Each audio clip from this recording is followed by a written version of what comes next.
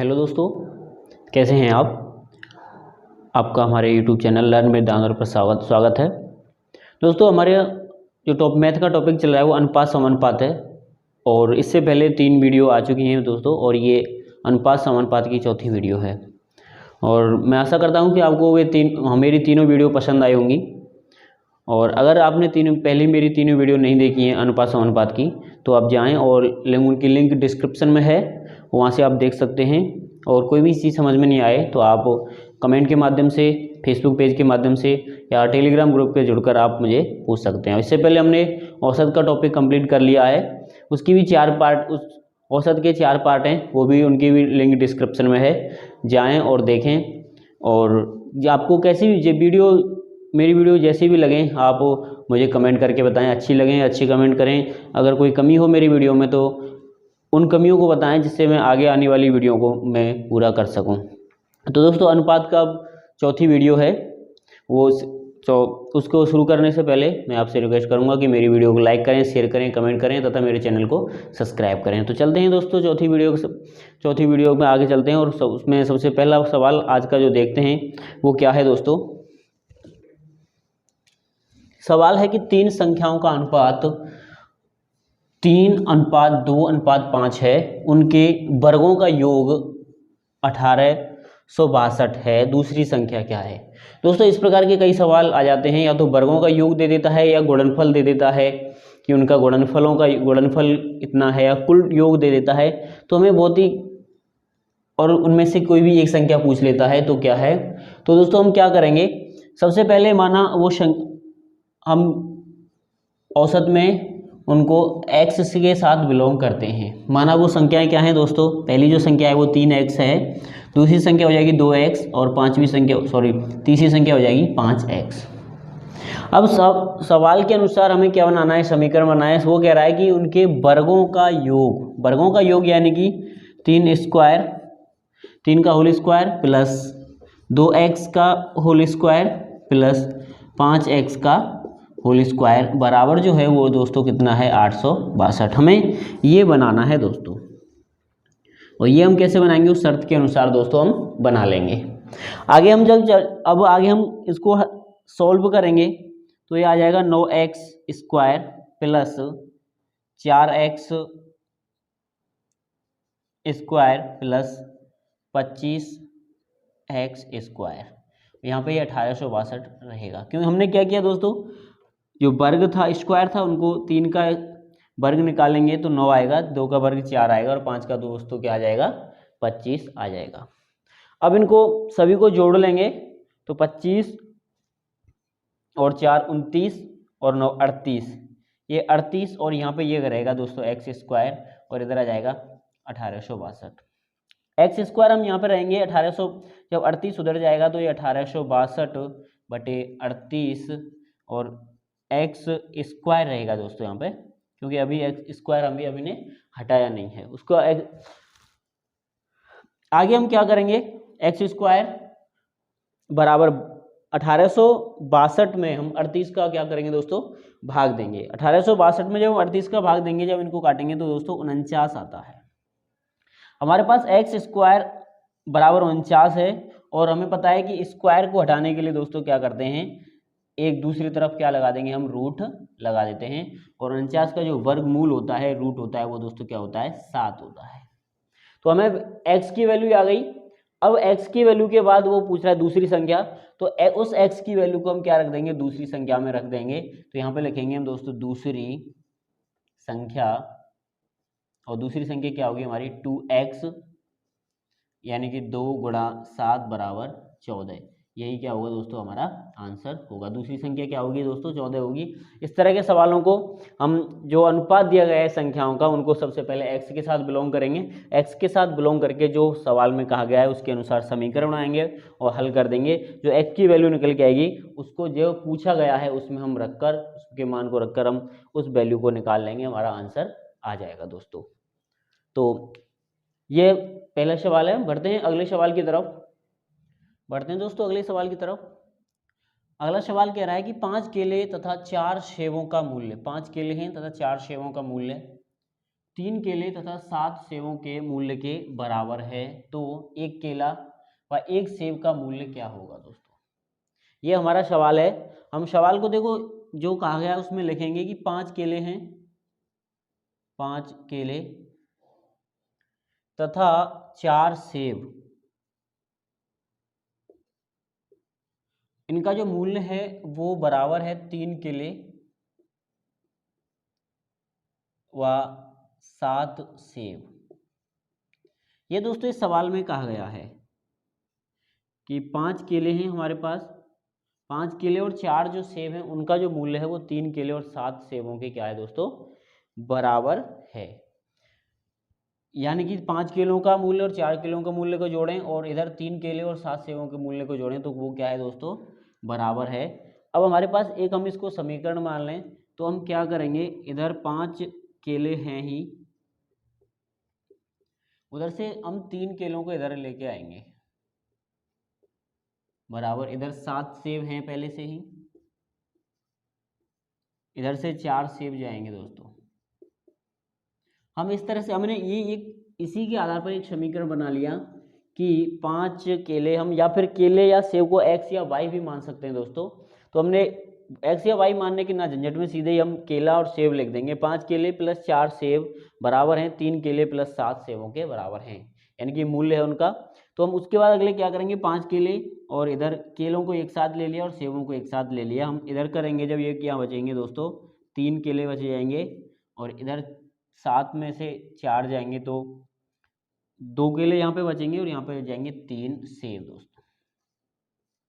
अब क्या हमें केले और अनुपात का है निकालना है, तो ये आ जाएगा केला, इधर से आ जाएगा दोस्तों सेब, यहाँ पे पहले से ही 3 है, इधर जाएगा 2, ये हमारा क्या होगा, यानी कि केले, एक केले का अनुपात और एक सेब का जो अनुपात है वो क्या होगा दोस्तों, 3:2 होगा। यही हमारा क्या होगा दोस्तों, आंसर होगा।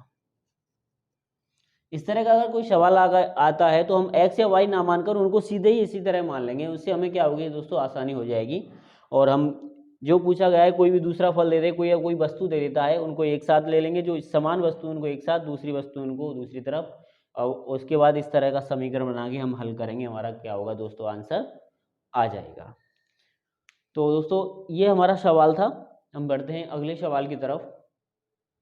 दोस्तों हम बढ़ते हैं अगले सवाल की तरफ। अगला सवाल हमारा क्या कह रहा है कि 3,740 रुपये हैं, उनको 3 भागों में इस प्रकार विभक्त किया गया है कि 3 भागों में बांटा गया है कि पहले का आधा, पहले का जो है वो पहले भाग का आधा, दूसरे भाग का 1/3 तथा तीसरे भाग का छठा जो अंश है, पहले भाग का आधा अंश, दूसरे भाग का 1/3 अंश तथा तीसरे भाग का छठा अंश परस्पर क्या है दोस्तों, आपस में बराबर हैं, परस्पर बराबर हैं। तो तीसरा भाग क्या है, देखो हम इसमें क्या कहा गया है, माना जो संख्या है कि a plus v plus c ये बांटी गई हैं और उनका टोटल जो है वो दोस्तों 3,740 रुपये है, ये है। अब हम सवाल के अनुसार देखेंगे कि हम इसको a को पहले मान लेते हैं, b को दूसरा, c को तीसरा, तो पहले का आधा, तो a है आधा, आधा करने के लिए क्या करेंगे दोस्तों, 2 का भाग दे देते हैं, पहले का आधा हो गया।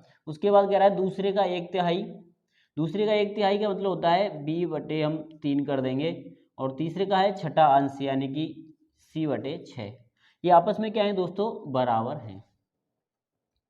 अब दोस्तों ये है कि जब आप भिन्न आपस में सभी भिन्न बराबर हैं और उनको ऊपर वाले अंशों का जो अनुपात पूछा जाता है तो जो हर होते हैं वही क्या होते हैं, उनका अनुपात होते हैं। यानी कि हम कह सकते हैं कि a/b/c बराबर 2:3:6।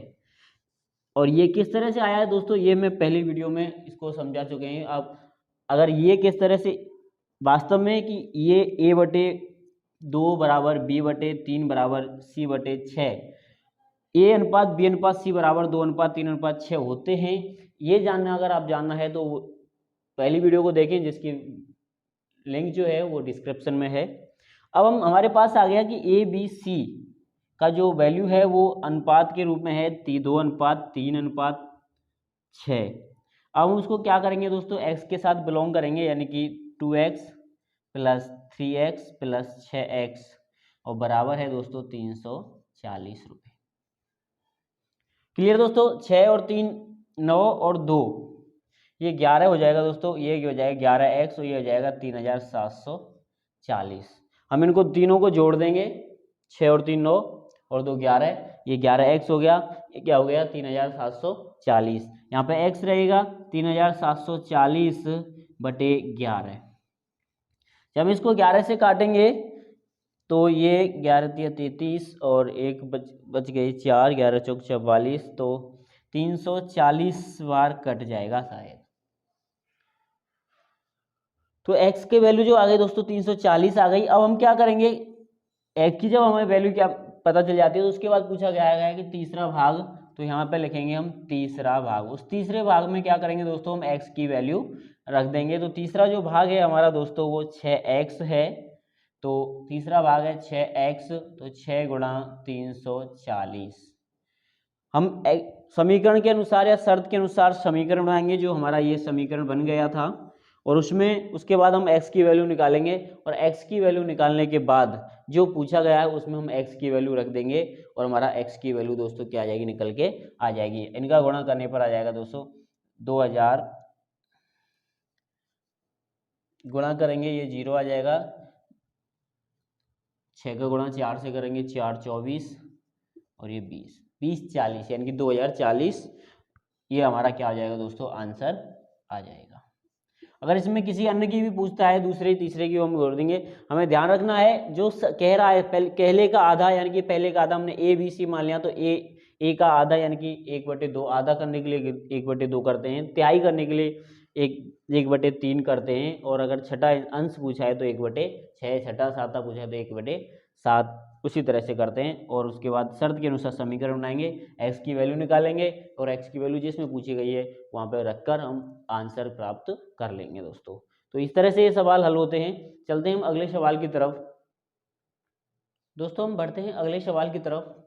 अगला सवाल हमारे क्या कह रहा है कि 1300 रुपये को ए बी सी तथा डी में इस प्रकार विभक्त किया गया है कि यहाँ पे a/b बराबर b/c बराबर c/d बराबर 2/3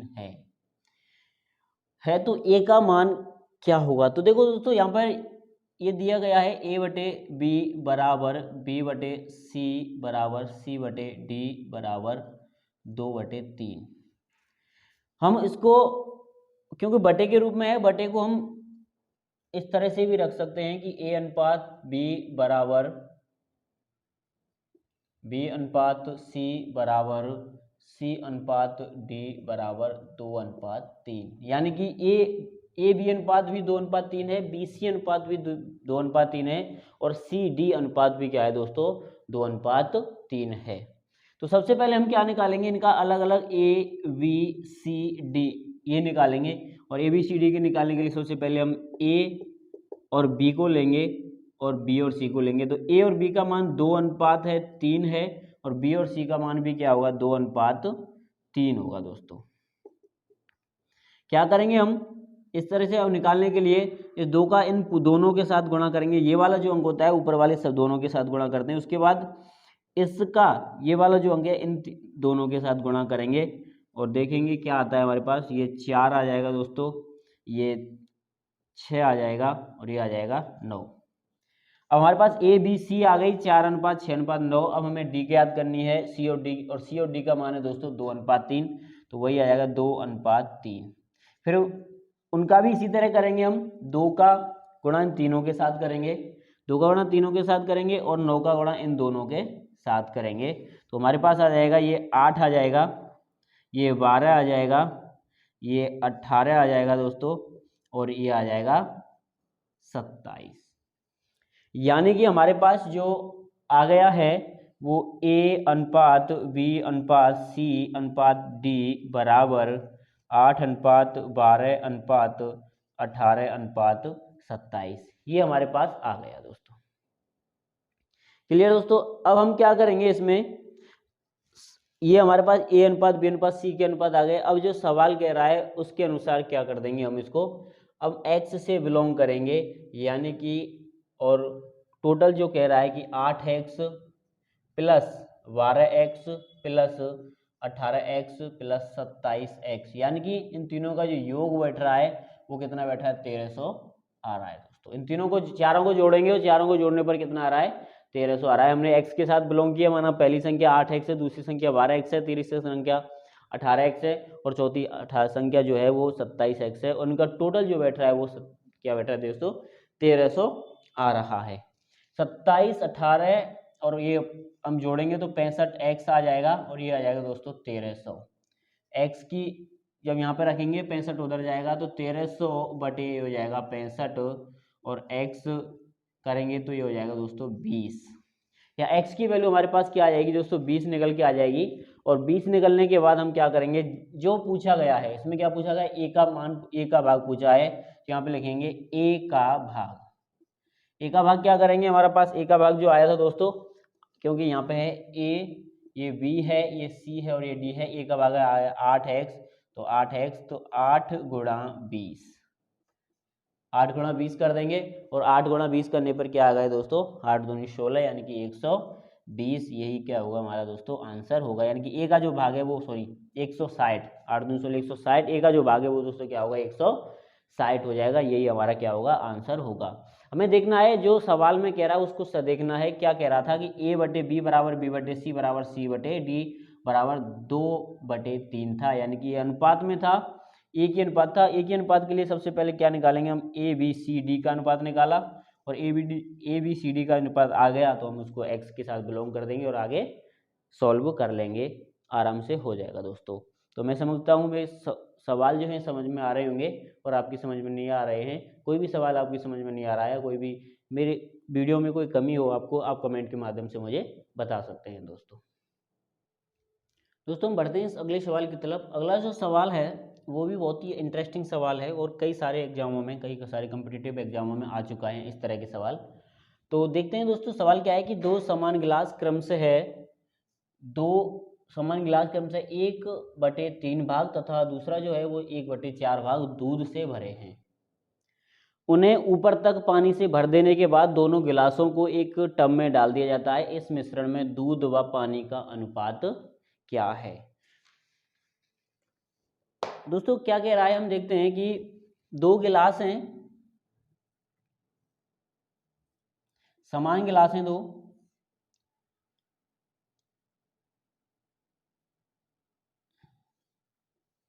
जो कि एक जो भरा हुआ है वो 1/3 है और एक जो भरा हुआ है वो 1/4 भाग भरा हुआ है दूध से, इसमें दूध है।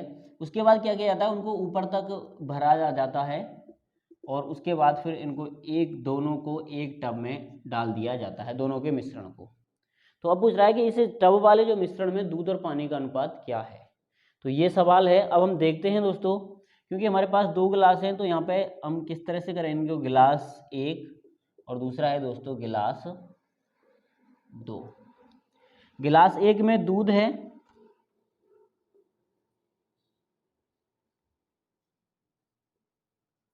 दूध और प्लस पानी है। ठीक उसी प्रकार दूसरे में है दूध प्लस पानी। क्लियर दोस्तों। अब दूध जो है दोस्तों वो पहले गिलास में वो 1/3 है। जब 1/3 है यानी कि तीसरे हिस्से के 1/3 में पानी है तो वो दूध है, तो अगला दूध जो होगा वो क्या होगा दोस्तों 2/3 हो जाएगा। दूसरे गिलास की बात करें, दूध 1/4 है तो जो पानी होगा वो क्या हो जाएगा 3/4 हो जाएगा। हमें ये समझना है कि अगर 1/3 का मतलब होता है कि अगर पानी के हम गिलास का जो है 3 हिस्से कर लेते हैं तो उस 3 हिस्से में एक हिस्सा क्या है दूध है और 2 हिस्से दोनों हिस्से क्या है पानी है। ठीक उसी प्रकार अगर हम गिलास के 4 हिस्से कर लेते हैं तो उस 4 हिस्सों में एक जो हिस्सा है वो दूध का है, बाकी 3 हिस्से क्या है दोस्तों पानी के हैं। ये इस सवाल में दोस्तों क्या कह रहा है।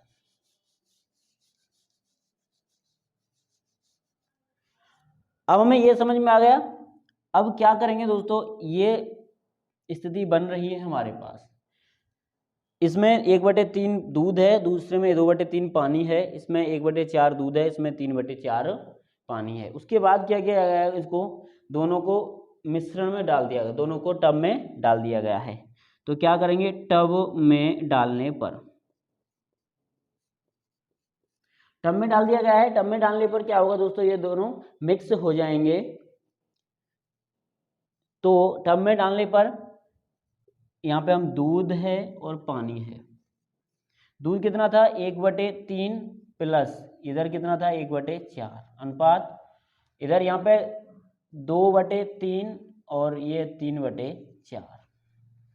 ये हमारे पास स्थिति आ गई, क्योंकि यहाँ से जो दूध था वो इतना दूध 1/3 है और 1/4 इन दोनों को जोड़ देंगे, और जो पानी है 2/3 और 3/4 इन दोनों को जोड़ देंगे। इनके क्या ले लेंगे दोस्तों, एक साथ लासा ले लेंगे, जो आ जाएगा 12 आ जाएगा दोस्तों, 12 आ जाएगा। ये आ जाएगा 4 + 3, जब हम लासा करेंगे 3 का भाग देंगे 12 में, 4 आ जाएगा, 4 का गुणा 1 से कर देंगे, यहाँ पे 4 और यहाँ पे आ जाएगा दोस्तों 3, अनुपात लगा के 3 का हम 4 करेंगे ये 8 आ जाएगा, और 4 का 3 करेंगे 9 आ जाएगा। और जब दोनों बराबर, क्योंकि दोनों तरफ से भिन्न वो लिया है, लासा लिया है, तो ये दोस्तों नेगलेक्ट हो जाएगा। तो यहाँ पे हम कर सकते हैं कि दूध अनुपात पानी, ये कितना आ जाएगा, यहाँ पे बचाइए 4 + 3 अनुपात यहाँ पे 8 + 9, यहाँ पे करेंगे 4 और 3 7 हो जाएगा, और ये हो जाएगा 17। यही क्या होगा दोस्तों, 7:17, यही क्या होगा, हमारा आंसर होगा। तो हमें करना क्या है, ये हमें पता चल गया कि गिलास है, दोनों गिलास हैं जिसमें पानी है, दूध है 1/3 और दूसरे में 1/4 है, तो जो बचा हुआ है वो क्या होगा, पानी होगा। और इस तरह से हम समीकरण बना के इसको हम सॉल्व कर देंगे। तो बहुत ही आसान है, लगता हमें ऐसा है कि किस तरह होगा, लेकिन बहुत ही सरल है दोस्तों। हमें थोड़ा सा अपना माइंड लगाने की, अपना दिमाग लगाने की जरूरत है। तो चलते हैं हम अगले सवाल की तरफ। दोस्तों बढ़ते हैं अगले सवाल की तरफ।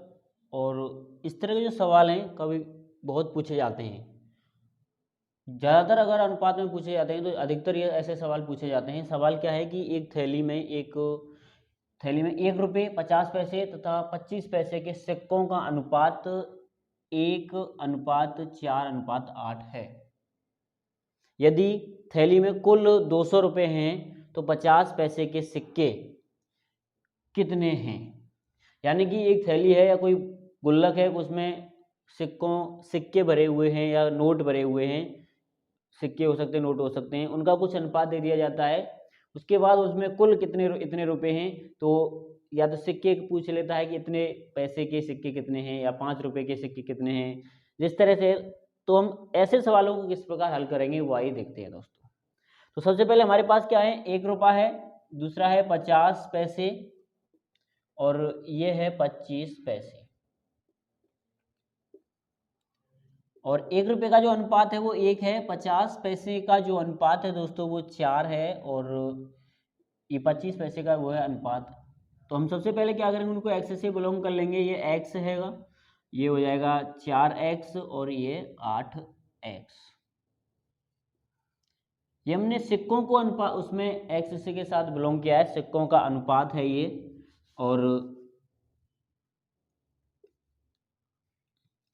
उसके बाद हम ये रुपए हैं और ये पैसे हैं। तो दोस्तों हमें तीनों को एक साथ लेना पड़ेगा, एक ही उसमें मान में लेना पड़ेगा। तो हम इनको रुपयों में बदलें सभी को, या इस रुपये को पैसे में बदलें। तो हमें ये देखना है क्योंकि यहाँ पे इसने रुपये दिया है, तो हम इन पैसों को भी कैश में बदल देंगे, रुपये में बदल देंगे। तो यहाँ पर लिखेंगे रुपये में बदलने पर, ये x है 4x, यानी कि 4 50 पैसे हैं, और 4 50 पैसों का क्या बनता है दोस्तों, 2 रुपये बनता है, तो 2x हो जाएगा। 8 25 पैसे हैं और 8 25 पैसों का क्या बनता है दोस्तों, 2 रुपये बनते हैं। ये स्थिति हमारे पास आ जाएगी। उसके बाद क्या होगा, इनको x + 2x + 2x + बराबर 200 रुपये, ये हमारे पास समीकरण हो जाएगा। यानी कि 1 रुपये के सिक्के, 50 पैसे के सिक्के और 25 पैसे के सिक्के, यानी कुल जो रुपए हैं, यानी अब हमारे पास ये सिक्के नहीं रहे, ये हमारे पास हो गए रुपए हो गए। ये 1 रुपये के जितने भी सिक्के थे उनका x बना था, इनके रुपए बने थे। ये 50 पैसे के जितने भी सिक्के थे उनके रुपए बन गए, और 25 पैसे के जितने सिक्के थे ये उनके रुपए बन गए। इन सभी का जो योग है वो कितना है दोस्तों, 200 है। क्या करेंगे हम, ये आ जाएगा 5x बराबर 200 और x बराबर 200/5 और x बराबर आ जाएगा दोस्तों 40। अब 40 आ गया। अब क्या करिए, x की वैल्यु आ गई। अब पूछ रहा है उसमें 50 पैसे के सिक्के। तो हमें देखो ये ध्यान रखना है, क्योंकि ये वाली जो है हमने, ये वाला है, ये हमने रुपयों में बदल दिया। तो यहाँ से अगर हम इसको 2 में रख देते हैं तो हमारा सवाल नहीं होगा, गलत आंसर आ जाएगा दोस्तों। तो हमें करना क्या है, हमें सिक्के पूछ रहा है तो सिक्के हमारे पास इस समय तक थे, ये थे सिक्के। तो हम यहाँ पर ही x का मान रखेंगे। तो यहाँ पे लिखेंगे हम कि 50 पैसे के सिक्के।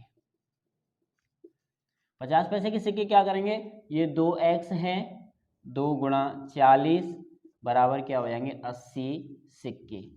तो 50 पैसे के जो सिक्के होंगे कितने होंगे दोस्तों, 80 सिक्के होंगे। अगर 1 के रुपए के पूछता है तो x की वैल्यू एक साथ रख दे, 1 के पास रख देंगे। और अगर 25 पैसे की पूछता है तो x की वैल्यू 8x के साथ रख देंगे, हम हमारा आंसर आ जाएगा। तो उनको इस तरह से करेंगे। हमें ये ध्यान रखना है कि सिक्के हैं उनको अगर यहाँ पर रुपए दिए गए हैं तो उनको, सिक्के हैं तो उनको रुपए में बदलेंगे, नोट हैं, पैसे हैं वो अलग अलग पैसे हैं, ये 1 रुपये था, ये 50 पैसे था, ये 25 पैसे था, उनको सभी को रुपयों में बदल लेंगे, तब जाके हम सवाल को हल करेंगे और तब हमारा आंसर सही आएगा।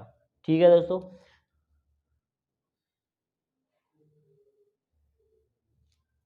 दोस्तों हम बढ़ते हैं अगले सवाल की तरफ। अगला सवाल क्या है कि एक थैले में 20 रुपये, 10 रुपये तथा 5 रुपये के नोटों की जो संख्या का अनुपात है वो 3:4:5 है। कुल धन 1000 रुपये है। तो 5 रुपये के नोटों की संख्या क्या होगी।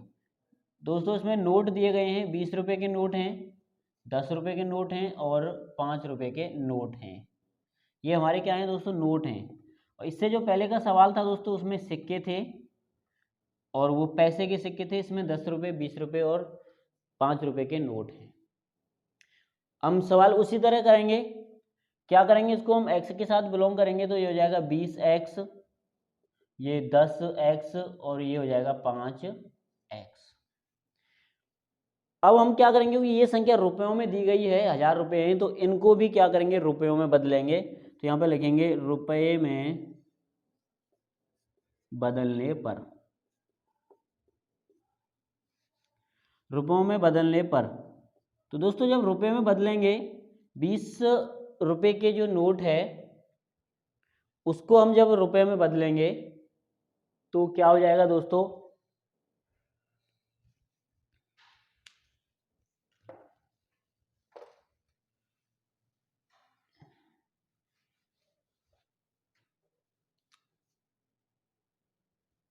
दोस्तों हम चलते हैं सवाल की तरफ। अगला जो सवाल है वो है एक थैले में 20 रुपये, 10 रुपये व 5 रुपये के नोटों की जो संख्या का अनुपात है वो 3:4:5 है। थैले में कुल धन 1000 रुपये है। तो 5 रुपये नोटों की संख्या क्या होगी। हमारे पास नोट है वो है 20 रुपये का है, एक 10 रुपये का है और दूसरा है दोस्तों, तीसरा जो है 5 रुपये का है। इनका जो अनुपात है वो 3:4:5 है। हम इनको क्या करेंगे, x के साथ बिलोंग करेंगे तो ये 3x:4x:5x हो जाएगा। अब यहाँ पे देखते हैं दोस्तों हमें, क्योंकि ये रुपये में दी गई है तो इनको हम, ये नोट हैं, इनको भी हम क्या बदलेंगे दोस्तों, रुपये में बदलेंगे। तो यहाँ पे लिखेंगे रुपये में बदलने पर। ये 3x यानी कि 3x जो नोट हैं वो कितने हैं के 20 के हैं और 20 के नोटों को, एक नोट को जब बदलते हैं तो 20 रुपये हो जाएंगे। तो ये हो जाएगा 60x। ये 4x है और ये हो जाएगा 40x और ये 5x है, ये हो जाएगा दोस्तों 25x। ये हम रुपये में बदलेंगे। रुपये में बदलने के लिए जो 3 का गुणा, 3 जो नोट हैं, जितने नोट हैं उसको उनमें उनके साथ ही गुणा कर देंगे, हम रुपये में बदल जाएंगे। हम कह सकते हैं कि अगर हमारे पास 20 रुपये के 5 नोट हैं तो उनको रुपये में बदलने के लिए क्या करेंगे दोस्तों, 20 गुणा 5 करेंगे। तो वही हमने किया है। आगे सवाल में कह रहा है कि 60x plus 40x plus 25x बराबर क्या होते हैं दोस्तों, 1000 होते हैं। इनको जब जोड़ेंगे 60, 40 और 25, ये हो जाएंगे 125x बराबर 1000। एक्स की वैल्यू यहाँ पे रहेगी 25 है, 125 से उधर जाएगा तो 1000/125 हो जाएगा और ये आ जाएगा 25 और 125, ये 8 बार कट जाएगा दोस्तों। एक्स की जो वैल्यू दोस्तों क्या आ जाएगी, 8 बार आ जाएगी। अब पूछ क्या रहा है कि 5 रुपये के नोटों की संख्या, तो यहाँ पे लिखेंगे 5 रुपये के नोटों की संख्या। एक्स की वैल्यू हम क्या रख देंगे दोस्तों, नोटों की संख्या पूछ रहा है, नोटों में रखेंगे तो 5x हम बराबर करके 5 गुणा 8 बराबर 40 नोट। यही क्या होगा दोस्तों, हमारा आंसर होगा। हमें यह ध्यान रखना है कि जब x की वैल्यू रखेंगे वो नोटों में रखेंगे, क्योंकि नोट पूछा गया है उसने, और नोटों को हम जब हल करते समय तो उनको क्या करेंगे, रुपयों में बदल लेंगे। तो इस तरह से बहुत ही सिंपल सवाल है, आराम से हो जाएंगे। और इस तरह के कई एग्जामों में इस तरह के सवाल आ चुके हैं, तो इसमें ज़्यादा घबराने की बात नहीं है दोस्तों। तो चलते हैं हम अगले सवाल की तरफ। दोस्तों अगला जो सवाल है हम देखते हैं कि 94 को दो भागों में ए तथा बी, 94 दो भाग ए तथा बी में इस प्रकार बांटा गया है कि ए के 5वें तथा बी के 8वें भाग का अनुपात है वो 3:4 है। तो ए का भाग कितना है दोस्तों। हम इस सवाल के आधार पर देखेंगे कि उसमें कह रहा है कि ए के 5वें तथा बी के 8वें भाग, यानी कि ए के 5वें भाग यानी कि 1/5 का जो अनुपात, और उसके बाद कह रहा है कि बी के 8वें यानी कि b/5 का अनुपात है वो 3/4 है दोस्तों। क्लियर दोस्तों, यानी कि ये अनुपात है, या हम इसको ऐसे लिख सकते हैं कि a/5 अनुपात b/8 बराबर 3/4, 3:4, क्योंकि 3/4 का मतलब क्या होता है, 3:4। अब हमारे पास ये क्या बच गया दोस्तों, एक समानुपात बन गया। और आपको पता है कि समानुपात जब बन जाता है तो क्या करते हैं, अंदर के पदों का गुणा बराबर बाहर के पदों का गुणा। दोस्तों अंदर के पदों का गुणा करेंगे तो a/5 गुणा 4 बराबर b/8 गुणा 3। क्या करेंगे दोस्तों, हम ए को इधर ही है, यहाँ पे उधर से जब बी लाएंगे, बी का पक्षांतरण कर देंगे तो यहाँ पे क्या होगा, 3/8 यहाँ पे रहेगा और इधर से जाएगा 4/5, तो ये क्या होगा, बदल जाएगा, ये हो जाएगा 5/4। क्लियर दोस्तों। और तो a/b ये हो जाएगा 15/32, या हम कह सकते हैं कि 15:32। क्लियर दोस्तों, a/b का मान हो गया 15:32, क्योंकि a/b का मतलब होता है a/b। अब इसमें क्या कह रहा है कि वो a का भाग, तो हम यहाँ पे लिखेंगे a का भाग कह रहा है वो। तो a का भाग निकालने के लिए क्या करेंगे दोस्तों, इनको 15x + 32x के साथ बिलोंग करेंगे और बराबर कितना हो रहा है, ये 94 हो रहा है। हम जोड़ेंगे 32 और 47x हो जाएगा, ये 94 होगा। x की वैल्यू इधर जाएगी तो ये 94/47, तो x की वैल्यू कितना आ जाएगी दोस्तों, 2 आ जाएगी। उसके बाद हम क्या करेंगे कि a का भाग ज्ञात करने के लिए होता है, a का जो भाग है दोस्तों वो है 15x, और 15x की 15 गुणा 2 बराबर 30। यही क्या हो जाएगा दोस्तों, हमारा आंसर हो जाएगा। अगर b का पूछता है तो कितना हो जाएगा, 32 गुणा x, यानी कि 32 गुणा 2 हो जाएगा, 64 हो जाएगा। और a का पूछा है तो 15 गुणा x। तो हमें जो सवाल में कह रहा है उसी के अनुसार क्या करना है, हमें एक समीकरण बनाना है और उसको x के साथ बिलोंग करना है, और x का मान निकालकर जो पूछा गया है वो रख देना है। हमारा सवाल समाप्त, हमारा सवाल हल हो जाएगा। तो दोस्तों आज की वीडियो में यहाँ बस इतना ही।